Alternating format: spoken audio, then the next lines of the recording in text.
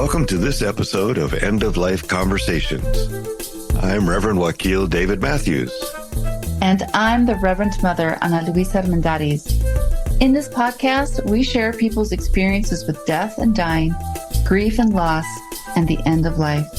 Every episode, we are so honored and blessed to share stories with amazing, compassionate, and wise guests. So let's get started.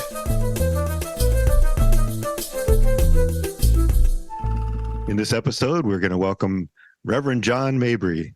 Reverend Dr. John Mabry is a United Church of Christ pastor, a spiritual director, novelist, and songwriter. He lives with his veterinarian wife and 3 boxers in the foothills of the Catskill Mountains in upstate New York. I am delighted to have John here with us. Wakil and I met John a few years ago. We were both at a seminary in Berkeley, California, training as spiritual directors. So I am delighted that we get to hold another space together. Well, I am delighted to be here. Thank you so much for asking me. We're really glad to have you. And we usually go through some questions and we want to just have a conversation. So our first question, just to get things started, is when did you first become aware of death? Well, I think I first had a vague concept of it when I was about 3 years old and my great-grandmother died. And I don't really remember anything about her death specifically. I just remember that she was living across the street from us and then she wasn't, which was confusing at the time. Where did Granny go? And then my grandparents were my first big encounter with death. My mother's parents both died while I was in my late teens and early 20s. But, I had never been close to them. I loved them, but they always lived on the other side of the country. So I was sad that they had passed, but it didn't really hit me emotionally. The first time that really happened was when my dog Claire died. Claire had been my constant companion for 14 years. She was a Whippet lab mix, had been very traumatized as a puppy and had been found on the streets of San Francisco and was scared of her own shadow and suffered PTSD her whole life. And I like to think that I created a safe space for her, and we loved each other desperately. And when she died, she took a part of my soul with me. And I think one of the most amazing things about just how connected it felt like we were was after she died, I put her dog bed up in the attic. And it was about a year when I felt ready to have another dog in the house. And so some friends of ours were going to go away and their dogs needed dog sitting. So we invited their dogs to come and stay with us. And so I went and got the dog bed down from the attic and put it out. And the dogs would not go anywhere near this dog bed. Wow. I mean, they would cross to the other side of the room not to have to go by it. So I talked to my spiritual director about this, and I said, what do you think is going on? And she says, well, I think you need to have a talk with Claire and tell her that these other dogs need the bed right now. And so I sat down cross-legged on the floor next to the bed, and I said, Claire, honey, you are welcome to stay here as long as you want. But while these dogs are here, I'd love it if you could go lay on the couch or lay on our bed or anywhere else, but the dogs need this bed right now. And then I felt like an idiot because I was talking to this empty dog bed. So I went into the kitchen and made myself a cup of tea. And when I came back out, I almost dropped the cup because here were these 2 dogs sitting in the dog bed. Wow. Wow. Beautiful. Lovely. It's so interesting that many people we talk to, their most impactful dealing with death has been with their animals, their animal companions. Yeah. And it's very true that they become a part of us. Oh, yeah. And when she was dying, we had the vet come out and do the euthanasia at our house. And I told her that when it was my time, I wanted her to meet me. Mm-hmm. And I felt like we had an understanding. And I am certain that when it is my turn to cross over, Claire is going to be there to greet me. Thank you for sharing that. Yeah, and it's so impactful because Oftentimes they say that ancestors come and welcome us, right? To go to the light. And I wish I could talk to you at the end of your life. I'd be like, is Claire there? Is Claire there? Well, come find me and I'll tell you the story. I will. In the afterlife. Yay. That's so beautiful. Yeah. So we now have dates for the afterlife. I love it. I love it. Oh, it'll be fun. So in your current work, how does death impact your work? Well, in my work as a minister, it impacts it pretty frequently in that everybody has people who die. People are facing death themselves. And when someone they love passes over, they need someone to help them mark it ritually and hold them as they begin the grieving process. And sometimes they need reminding to grieve. And so in my work as a pastor, I certainly do all of that.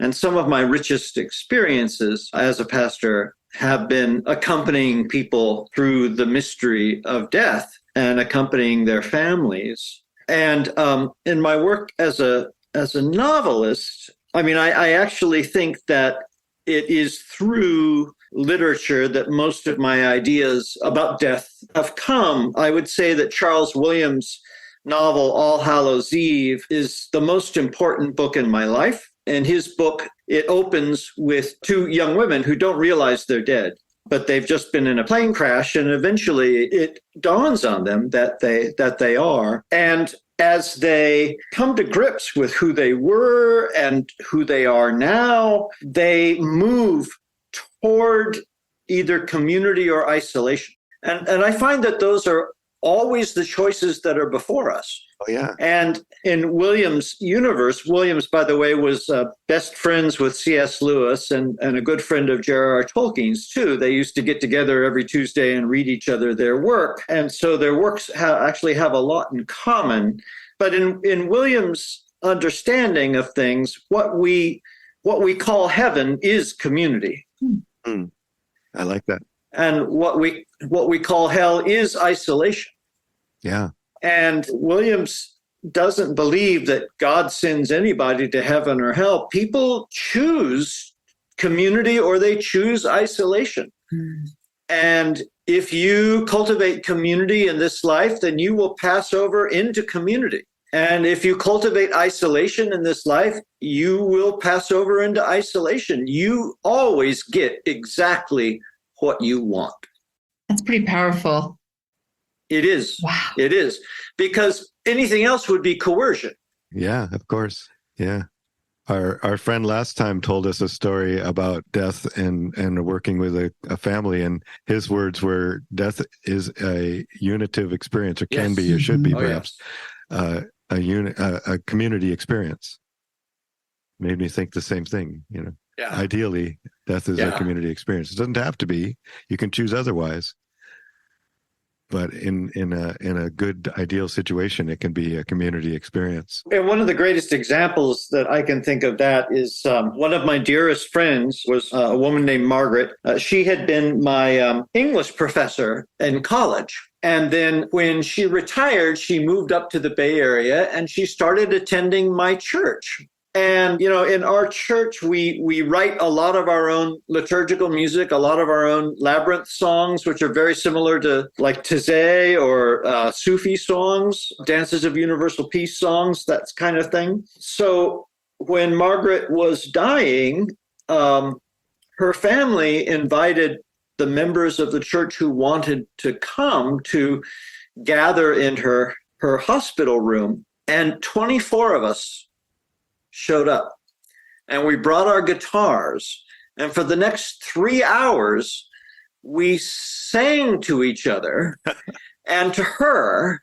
And as we were singing these sacred songs that were just so dear to our community, one by one people went up to her and held her hand. And she wasn't outwardly conscious, but that didn't really matter. All of us got a chance to have some intimate time with Margaret and say our goodbyes. all while being held in song by the whole community. And while this was going on, it was just so magical. And I had this vision of us bearing her through the veil on our hands and her being received by other hands. So passing from community to community. Yeah. Beautiful. Oh, John, it's so powerful. And I want to point out that, for anybody who might be listening, who has this yearning for that kind of community, who hopes that their parent or their spouse has this ending, I know that sometimes I hear stories like this and I wish this for me. And I want everybody out there hearing me, like, it doesn't have to be 24 people in your hospital room. My sister was dying and she was like in the hallway getting moved to a different room when I think about a dozen PTs or somebody from the hospital who knew her from all the years of being in the hospital, they all showed up and surrounded her bed, and somebody take a phone out and like played some song that I still to this day don't remember. And they all sang along to this like pop song. And I just backed away and let them sing. And that was actually the last moment my sister ever spoke. Like, that was it. And when she said, I'm not doing this anymore, she got sung down into the next level too. And so I cherish your story, and I want everybody to know that it's available to all of us. Just call and show up and put the iPod on or whatever you have. Yeah. Yes. And that's not only something we can hope for ourselves, but something we can manifest for our beloveds. So that's such a great call. Thank you. God, it's brought tears to my eyes. Thank you, John. I'd like to talk a little bit about how these themes have shown up in my latest novel, Ash Wednesday. In this book, a farmer goes out into his field and sees a 6x6 pink cube. And cut into the cube is a sculpture of a man at the moment of his death flying into a windshield. And the farmer recognizes the man. He knows this person. And over the next several days, more and more of these cubes start appearing in his field. And there are other people from the town, and they all depict them at the moment of their death. And some of them are much older in the statues, and some of them are similar to the age that they are now. And some of the deaths are violent, and some of them are peaceful. And word gets out, and the townspeople start coming out to this farm to look at these cubes. And there's this kind of carnival atmosphere. It's all kind of horror show and fun and games and everything until the man from the very first cube actually dies, and he dies in exactly the way that the cube depicts. Right. And so now the entire town kind of freaks out, and people start acting out in ways that are not healthy. And some people deal with their grief responsibly, and a lot of people don't. And one of the main characters, Peg, who is the pastor of the local congregational church, realizes that this is going to spin out of control and someone's going to get seriously hurt. Right. Unless the town can come together and do a collective work of grieving. There needs to be a public catharsis. There needs to be a place to ground the energies that are kind of driving everyone a little nuts.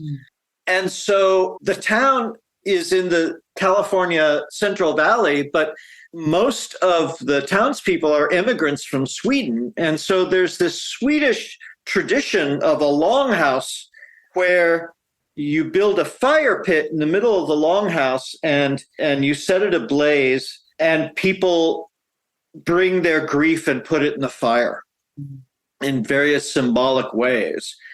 And so she invites they build a longhouse and they invite the entire town, and the townspeople come, and to everyone's kind of amazement, people start pouring out their grief, and they have made artwork around how they feel, and they put that in the fire. And so the book really is about how do we confront the evidence of our mortality? Yeah.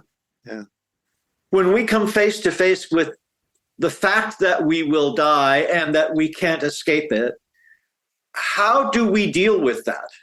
And there are different ways of dealing with it. There are healthy ways and there are unhealthy ways of dealing with it. And the healthiest way of dealing with it is in community.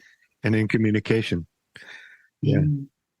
Yeah, that really is the central theme of the book. And along the way, Peg encounters grief of her own that just shakes her to her core. I think that book really was profound to me. And one of the things about it was that many of us, and this is why we're doing this podcast, is that many of us would rather not talk about this. Right. Would rather not think about it. Right.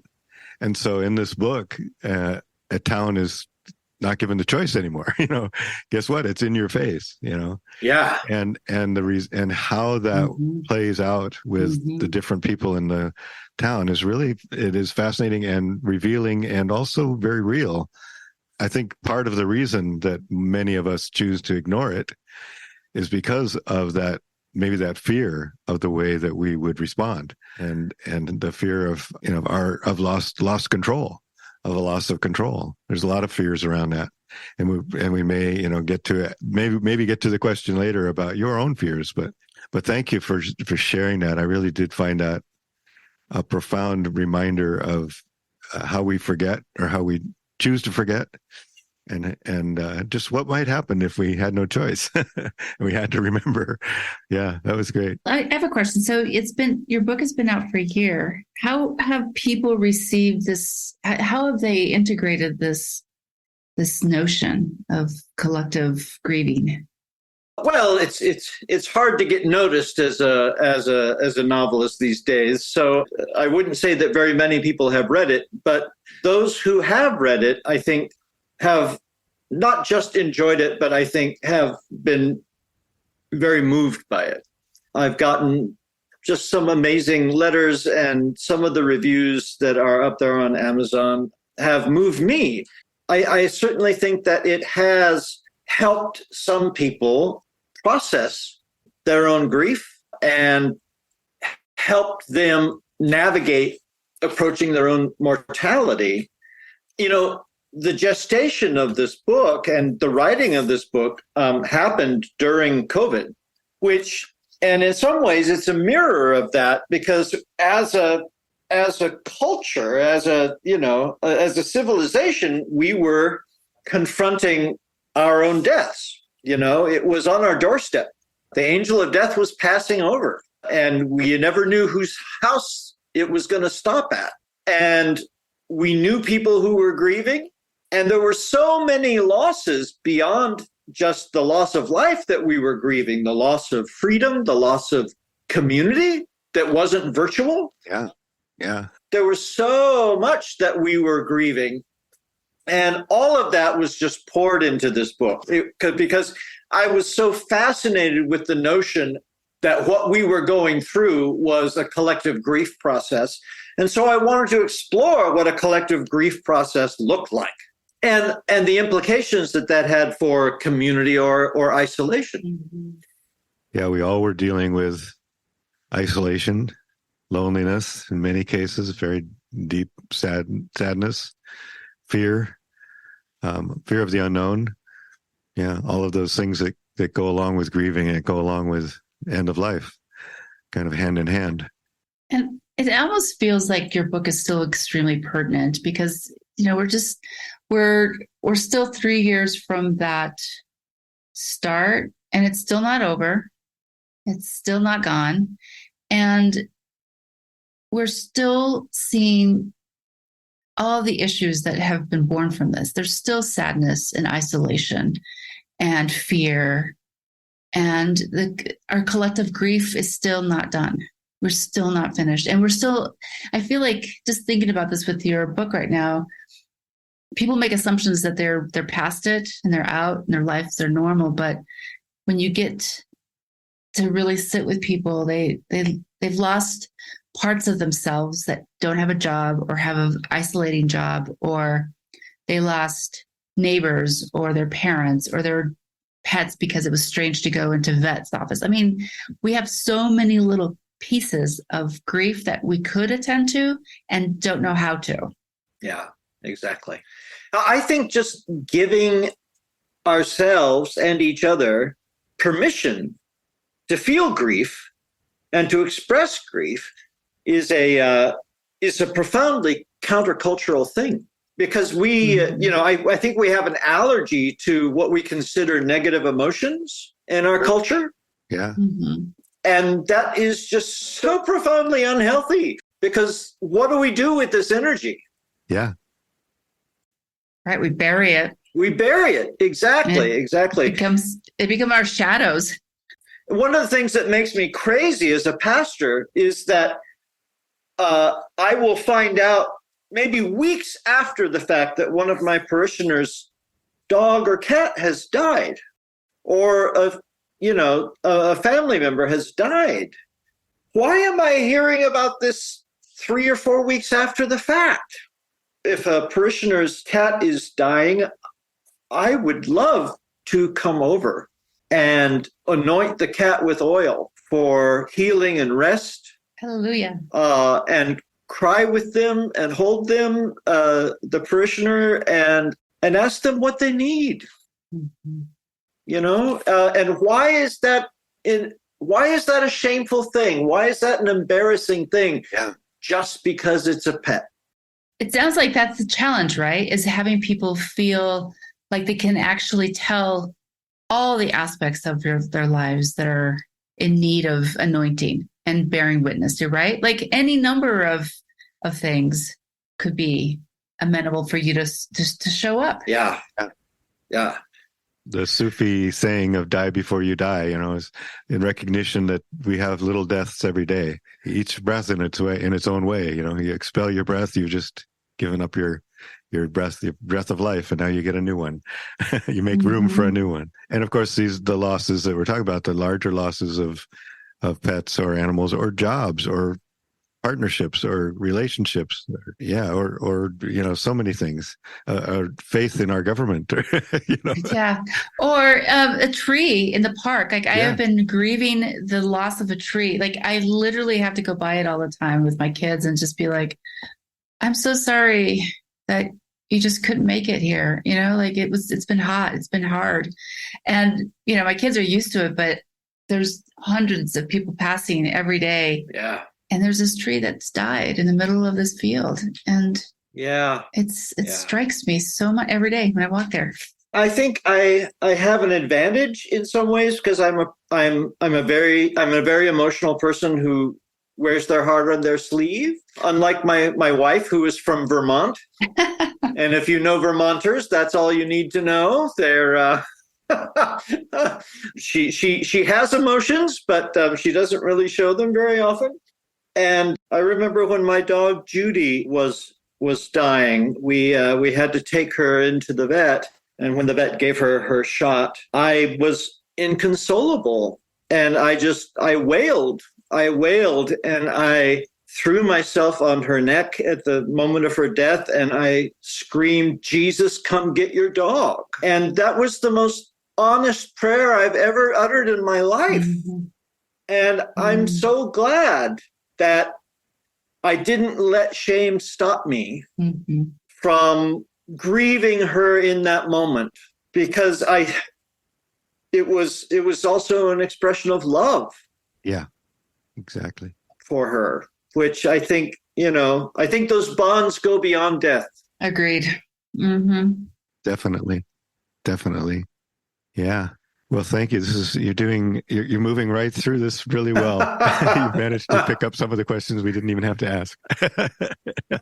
I wanted to just double back to John, how do you keep yourself resourced? It sounds like as a minister, important question. right. You hold a lot of these of your parishioners in your heart. You hold your characters of your book. You've got, I know you're a spiritual director as well. There's a lot of parts of humanity that you bear witness to. And so how do you keep yourself resourced?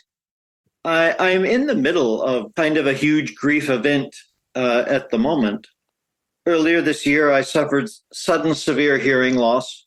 I am deaf in my right ear, and we have recently discovered a brain tumor that will take the hearing in my left ear. And as you might expect, the prospect of that loss is devastating. And I don't know how I would get through it if I didn't have people around me who love me and uphold me and let me know every day that no matter what happens, that I'm still going to be held in love. So I'm grateful for my wife.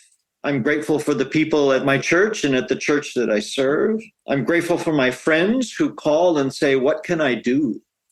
I'm grateful for my prayer the day after, well, the day I received the diagnosis about the tumor. My wife and I were walking. I said, what am I going to do when I go deaf? And she says, well, you'll learn sign language and you'll go minister in that community. And I go, oh yeah, it won't be the end of the world. You got to serve. That's exactly what I'll do. And so the next day, as I was praying, I usually pray using a method that I learned from core shamanism, in that I use active imagination to basically go to Jesus's workshop and sit with him in front of the fireplace. And I tell him what I'm worried about and what I hope for and what's going on that day and what I need help with. And we kind of cuddle. So it's really lovely. And so the day after I received my diagnosis, I was telling him about it. And he said, bodies break. And I took that to mean that it wasn't my fault and that it wasn't God's fault, that things just happen. Bodies break. And that was comforting. Yeah. And then he told me, embrace the adventure. And I felt a thrill of hope at that, and even a little bit of excitement. Yeah, this is going to be an adventure. Mm-hmm. And then he told me to look for things to bless God for. And it doesn't matter what's going on. If I look around, there are always things to bless God for. Yes, indeed. Yes, indeed. And then he promised me that there would be joy ahead. And I don't know, ever since that prayer session, I have felt grief and I have been scared, but I haven't been overwhelmed by anything. I feel wonderfully supported. I feel hopeful. I feel excited for the future. Even as I grieve the losses that I know that are coming, it's not going to be the end of the world. And in fact, recently I've been told that I am probably a good candidate for cochlear implants. So my deafness may not even be permanent. So that gives me reason for hope too. That's wonderful, John. Yeah. Thank you for sharing those. I love the visual of active imagination sitting in Jesus' workshop. I'm going to definitely go visit that place. Oh, you will love it. And he makes great hot cocoa. Does he? That's really sweet. Thank you. That's a very, very good example of ways that anyone can find their way to comfort. Mm-hmm. And to and I also like and think it's important that you notice the importance of accepting grief, mm-hmm. and mm-hmm. not pushing it away and just being in it, being in the grief, and being in it with your community, including your workshop with Jesus. Yeah, thank you. Beautiful examples. Yeah. So is there anything you wish we had asked you that you'd like to tell us about? Or Ana Luisa, were there any of the questions that we really should be checking in No, on? the last one was, what do you wish we had asked? Yeah. Well, I can't think of anything. Actually, I feel very complete. Thank you so much. Yeah. Great. Beautiful. And thank you so much for asking me. It's wonderful to have opportunities to talk about the deep things of the soul that we don't have a place in our culture for. That's exactly why we're here. Yeah. Truly, like you just said it. I keep hoping that the more we talk about it, the more people can listen to this. Yeah. There's going to be conversations amongst people, and it'll be easier and easier to like chat about death, chat about a grief. Hey, friend, I'm losing a toenail. Can we do ritual around it? Yes. Anyhow, Why that not? might be a little too good, but that's the thing. I think culturally, we just always want to appear as though we have nothing going on with our internal lives, our home lives that could cast a shadow of a death. And death is always considered like a body death, but there's, like we said, there's so many different kinds of small deaths every single day. Yeah. And let's get used to it. Let's cuddle up with it. And a cup of cocoa. Cuddle up and have a conversation. A cup of cocoa, yeah. or maybe a little whiskey. Well, thank you. Wow, it's been so great. Totally honor and appreciate who you are and all you do. And as Ana Luisa said, you were one of our favorites when we were in seminary together. And we really do hope that your work continues to feed you and that you get what you need, and know that all of us and all of the folks listening hopefully have gained so much from your willingness to share. Very much appreciated. Mm-hmm. Thank you so much, John. Thank you. Further up and further in. Exactly. Yeah. We will end each episode with a short poem. And this week's poem is by the Rabbi Rami M. Shapiro. Life and death, a twisted vine sharing a single root, a water bright green stretching to top a twisted yellow, only to wither itself as another green unfolds overhead. One leaf atop another, yet under the next, a vibrant tapestry of arcs and falls, all in the act of becoming. Death is a passing of life, and life is the stringing together of so many little passings. You think about that one, Wakil. That's beautiful. That is so beautiful. Of course, you and I agree every time. If there's nature in the poem, we're in love. Yeah. So I could really just envision that twisted vine and the bright green stretching to cover another bright green. It's so beautiful. Thank you. I think I'll read it again. Yeah. So life and death. A twisted vine sharing a single root. A water bright green, stretching to top a twisted yellow, only to wither itself as another green unfolds overhead. One leaf atop another, yet under the next, a vibrant tapestry of arcs and falls, all in the act of becoming. Death is the passing of life, and life is the stringing together of so many little passings. Oh, Thank you, Rabbi Rami Shapiro. Beautiful, beautiful. Friends, we have some wonderful guests lined up. In our next episode, we'll be hearing from Patty Bueno, a certified grief counselor, dying consciously teacher, and creator of the Amorte podcast on death and grief education. And we want to hear from all of you. We know that there are many poignant and moving stories, and we are so excited to share them. You're welcome to email us at endoflifeconvo@gmail.com. That's endoflifeconvo@gmail.com. Please share yourself and your stories. Thank you.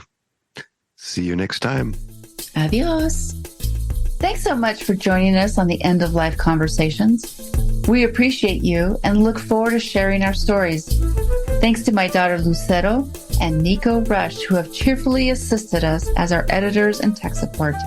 Additional resources, transcript of this episode, and links to our social media will be in the podcast notes. Yeah, thank you so much. And please subscribe, tell your friends, follow us on social media, and consider supporting us through Patreon. We want to acknowledge that the music we are using was composed and produced by Charles Heastand.